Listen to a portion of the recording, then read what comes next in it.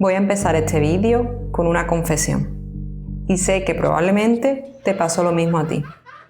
Viendo el Joker me pasó que muchas veces sentí una enorme pena por Arthur, el protagonista.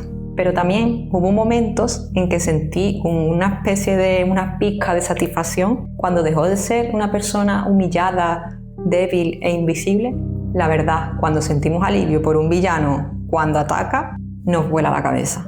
Y me hizo preguntarme una cosa: ¿por qué simpatizamos tanto con alguien, en este caso un villano, que termina convirtiéndose en un monstruo? ¿Es que el Joker nació malo o la sociedad lo creó? Bueno, pues ahora nadie se ríe. Me pregunto por qué será. Me presento ante ti, soy Elena, psicóloga titulada y pedagoga, y hoy vamos a analizar el Joker. Pero no vamos a analizarlo como un villano o como un personaje de cómic. Quiero analizarlo como si fuese una persona real, porque la respuesta a la locura no está en la violencia, está en algo mucho más humano, la necesidad desesperada de pertenecer. Vamos a verlo.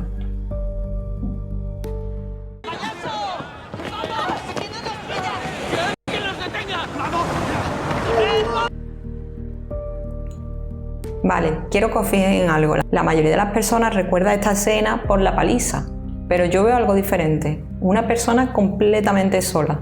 Y es que lo verdaderamente grave no es que le golpeen, se ríen de él, lo ridiculizan, lo persiguen, le quitan el cartel a plena luz del día y nadie hace absolutamente nada. ¡Vámonos! ¡Venga, vamos, vamos!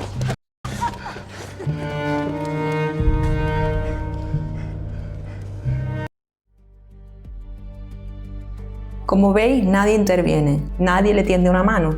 Y los seres humanos tenemos una necesidad tan básica como es respirar o comer, que es que necesitamos sentirnos que importamos, que nuestra existencia tiene algún valor para el resto del mundo. Y cuando alguien, como Arthur, pasa demasiado tiempo sintiéndose invisible, pues empiezan a aparecer heridas muy profundas. Y ahí aparece lo que llamamos en psicología indefensión aprendida. Arthur sufre tantos episodios de violencia y de abuso que su cerebro ha asumido que ya no tiene ningún control sobre su propio dolor. Por eso no se defiende, se queda ahí tirado sin más. En este punto de la película, el Joker, Arthur, no es el Joker, es simplemente una persona a la que nadie presta atención. Y muchas veces el daño psicológico llega cuando la persona siente que para los demás pues simplemente no importa.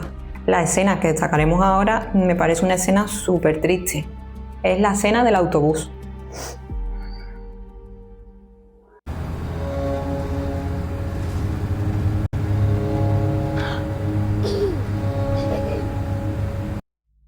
Esta escena es la que más tristeza me da, porque analicemos. Arthur en esta escena lo que quiere hacer es reír al niño. No le quiere hacer daño a nadie, no es agresivo ni se comporta de una forma manipuladora. Al contrario, está intentando conectar con el niño y sacarle una sonrisa a ese niño. ¿Y qué dice la madre? ¿Quiere dejar de molestar a mi hijo? No te lo cuentes, siempre. No le estaba molestando. Y sin embargo, como vemos, por la madre lo único que recibe es rechazo y sospechas de que algo malo tiene. Y aquí es donde Arthur muestra una realidad psicológica que ocurre. Y es que cuando una persona se pega demasiado tiempo sola o falta de contacto, su instinto sigue mostrando la intención, la búsqueda de ese contacto humano. Pero cuando alguien es rechazado constantemente, pues tu cerebro empieza a protegerse de la peor manera, asumiendo la culpa. Además, recordemos que Arthur no solo está lidiando con el rechazo, está lidiando con problemas mentales también. Y una cosa es enfrentarse al rechazo cuando tu mente está bien, cuando estás tranquilo, cuando estás sano. Y otra cosa muy distinta es recibir esos golpes cuando tu mente está frágil, cuando estás lidiando contigo mismo en una batalla constante a diario con tus propios trastornos mentales, como le ocurre a Arthur. Y ahora bien, si tuviera que elegir una escena para describir a Arthur Fleck, sería esta.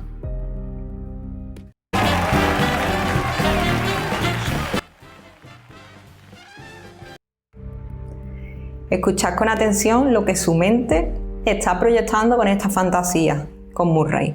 Hemos visto que Arthur no sueña con tener millones, con tener poder, con vengarse de quienes le hicieron daño en ese callejón, sino que lo único que imagina es que alguien está orgulloso de él.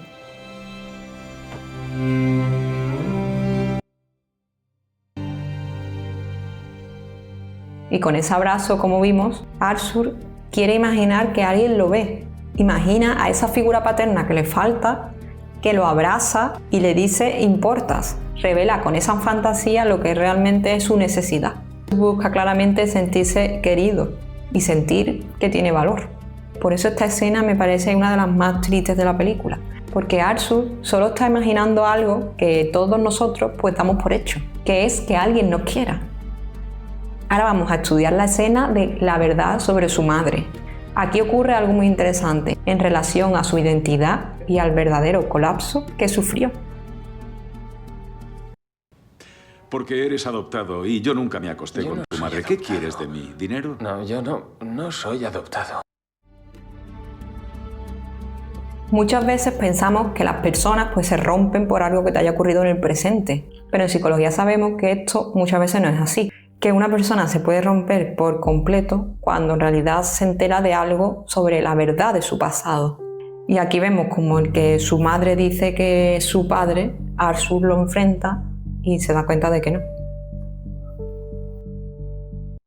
Está loca. ¿Qué?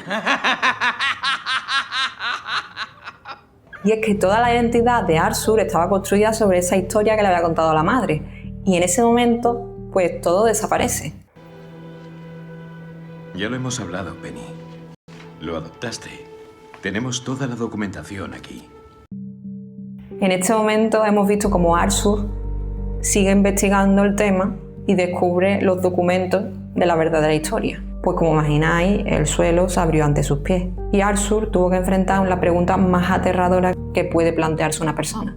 ¿Qué de lo que he vivido ha sido verdad o qué de lo que me han contado es verdad y qué ha sido una mentira?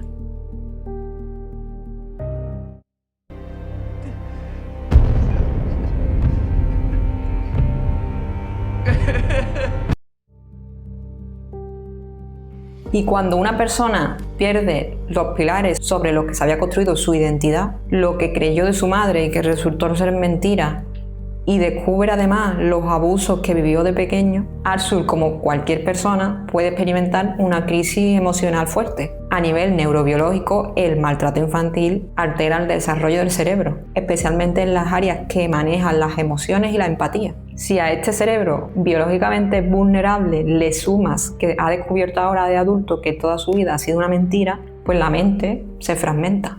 Y aquí en este momento Arthur no solo pierde su pasado, pierde lo único que lo anclaba y lo único que lo mantenía unido a su realidad.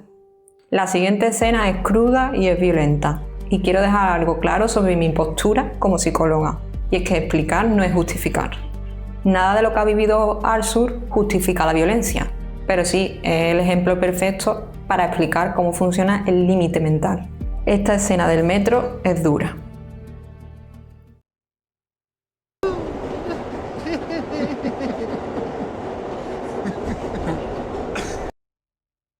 Tengo sentimientos encontrados cuando veo estos momentos del metro, porque por un lado es difícil no sentir pena por Arthur. Durante gran parte de la película se ve cómo lo ignoran, lo rechazan, lo humillan constantemente.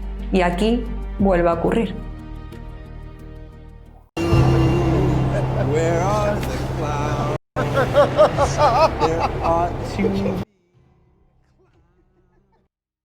No os voy a poner la escena violenta de la paliza en sí y de lo que ocurre después, pero te tengo que decir que es normal que al ver esta escena muchas personas pues sintamos rabia hacia lo que le están agrediendo.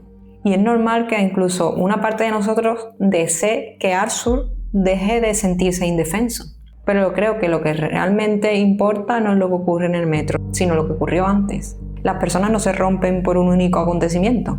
La mente humana resiste y se desgasta mediante la acumulación de experiencias. Pequeñas humillaciones, pequeños rechazos, pequeñas heridas silenciosas, hasta que llega una última experiencia que es el detonante máximo de todo. Y ahora presenciamos la escena del baño, que me parece también una de las más inquietantes y brillantes a la vez.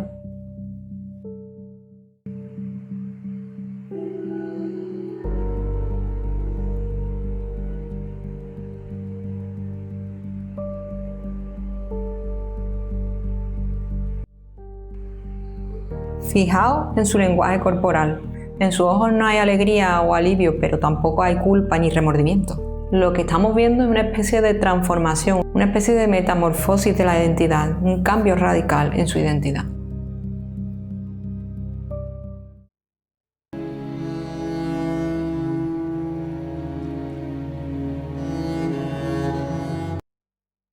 Es como si algo dentro de Arthur hubiese ya cambiado, como si por primera vez dejase de sentirse impotente. Arthur experimenta una especie de renacimiento de la peor manera posible y acaba de recuperar el control, digamos, de su propia existencia.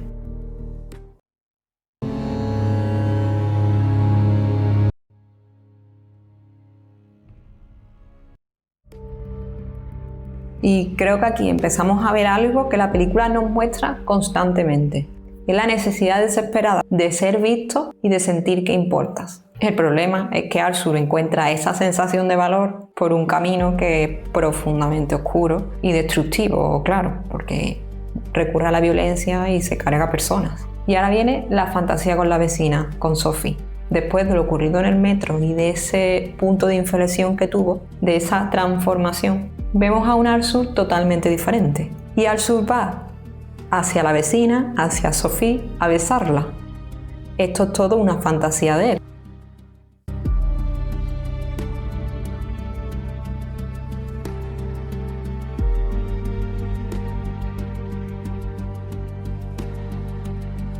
La película nos muestra cómo Arthur construye esa fantasía en su cabeza como una realidad paralela que le permite escapar temporalmente de ese sufrimiento, creyendo en su mente en una persona que estaba ahí para él, que era Sophie. Arthur no crea a Sophie por algo de azar, sino que la crea porque tiene una necesidad por supervivencia emocional. Su mente necesitaba tanto vivir la sensación de ser amado, ser apoyado y aceptado tras el trauma de su madre, que prefirió romper con la realidad e inventarse esa situación en su cabeza porque no soportaba pues la dolorosa verdad de su vida. En la siguiente escena, cuando va a la consulta de la cita con la trabajadora social que lo atiende, se ve claramente el desamparo institucional que sufrió Arthur. Yo creo que en realidad no me ha escuchado jamás. Me hace las mismas preguntas. Yo solo tengo pensamientos negativos, pero usted nunca me escucha. Arthur, como veis, le dice a la trabajadora que tiene pensamientos negativos y que no se siente para nada escuchado por ella. Y mirar cuál es la respuesta de ella. Nos han recortado los fondos. Cerramos todas las oficinas la semana que viene.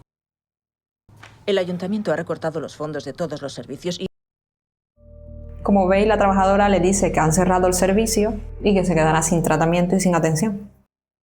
No les importa una mierda a la gente como tú, Arthur. Ni tampoco les importa una mierda a la gente como yo. Además, aquí escuchamos como la propia trabajadora le dice claramente que para el propio sistema no les importa. Ellos no eran nada, ni él ni ella. Se deja patente ahí el abandono institucional que estaban sufriendo. Cuando Arthur le pregunta que entonces él cómo iba a conseguir sus pastillas, que lo mantenían a flote, digamos, la trabajadora pues respondió algo bastante crudo. Le respondió negativamente y le respondió con un lo siento. Lo siento, Arthur. De la noche a la mañana, pues una persona con antecedentes mentales graves y con un trastorno grave es abandonada a su suerte sin más. Estas escenas nos muestran cómo la red de apoyo de Arthur se rompió directamente y si antes no era muy eficiente como hemos visto, ahora ya sería inexistente. Y refleja una realidad muy dura que han sufrido antiguamente en muchos lugares y siguen sufriendo, que es la falta de atención a la salud mental. Y que la negligencia del sistema muchas veces no solo destruye vidas individuales, a veces también crea monstruos sociales. Con esta escena que viene ahora voy a decir algo que resultará incómodo, pero como psicóloga necesito ponértelo sobre la mesa.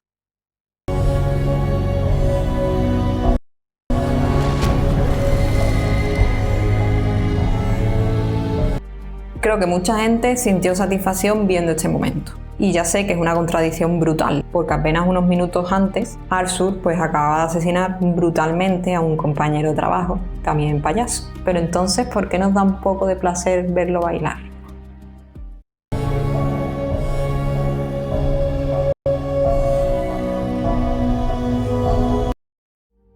Si te sientes así, tranquilo, porque no es porque apoyemos los crímenes, ni mucho menos. Es porque durante 2 horas de película o lo que dure la película, hemos sido testigos de cómo una persona era destruida, haciéndola sentir pequeña, invisible y humillada.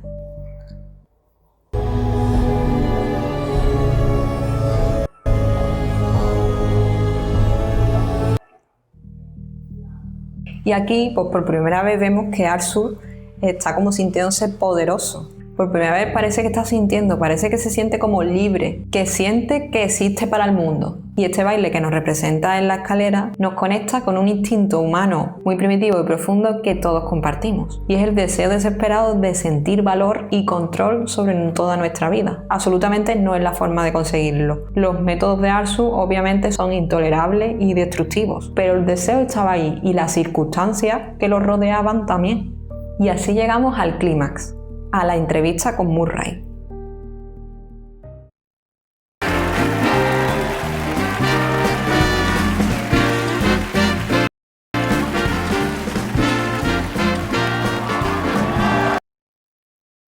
En este plato de televisión, Arthur vemos que ya no existe. Y la persona rota y asustada que vimos al comienzo de la película ha sido devorada por el personaje, por el Joker.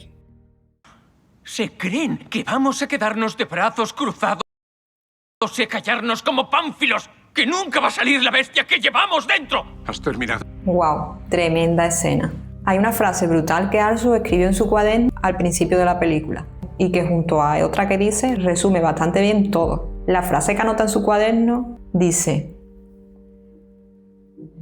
la peor parte de tener una enfermedad mental es que la gente espera que actúes como si no la tuvieras. Y la otra frase que dice al final cuando comete el crimen de Murray, en directo, también nos deja pensando. ¿Qué es lo que pasa cuando a un enfermo mental la sociedad le da de lado y lo trata como si fuera escoria? Lo que pasa es que tienes lo que te mereces. Arthur, ya muy excitado y ya a punto de explotar, dice la frase: ¿sabes lo que pasa cuando un enfermo mental la sociedad le da de lado, le abandona y lo trata como si fuese basura? Y creo que ahí está el corazón psicológico del Joker. No en la violencia, no en el disfraz, no en la pintura, no en el caos. Y es que el Joker es incómoda. Es incómoda porque no nos habla de un personaje que nació malo. Nos habla de un ser humano que desde años se sintió invisible. Una persona que siempre se quería comportar bien, que siempre buscó comprensión y recibió rechazo. Y que intentó pertenecer a un lugar y terminó pues completamente aislado. Y quizás por esto mucha gente conecta con Arthur Fleck, no porque apruebe sus decisiones, no porque justifique sus actos, sino porque todos en un momento de nuestra vida nos hemos sentido ignorados o humillados o rechazados, ¿por qué no? Y el Joker nos perturba porque detrás del villano, de ese villano de cómic, el Joker, Arthur, tiene heridas que todos sabemos reconocer. Y creo que esa es la razón por la que el Joker resulta tan incómodo. Y nos recuerda que la línea que separa la cordura de la locura es mucho más delgada de lo que nos gustaría admitir.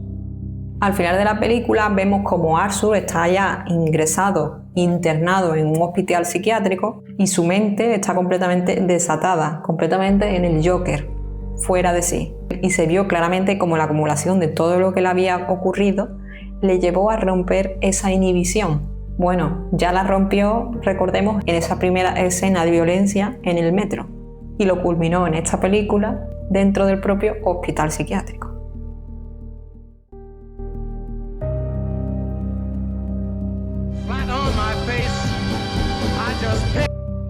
A lo largo de toda la película se ve a una persona que busca desesperadamente lo mismo que buscamos todos: ser comprendida, sentir que pertenecemos a algún lugar. Por supuesto, la mayoría de las personas que sufren este rechazo o soledad o con problemas de salud mental jamás habrían reaccionado como lo hizo Arthur en el Joker. Pero cuidado, porque aunque no sean peligrosos, esto no significa que su sufrimiento no sea real, ni tampoco significa que debamos seguir dándole la espalda. ¿Tú qué opinas? ¿Crees que Arthur nació así? ¿O que fue la sociedad la que lo convirtió paso a paso en el Joker? Respóndeme que te leo en comentarios. Nos vemos en el siguiente análisis.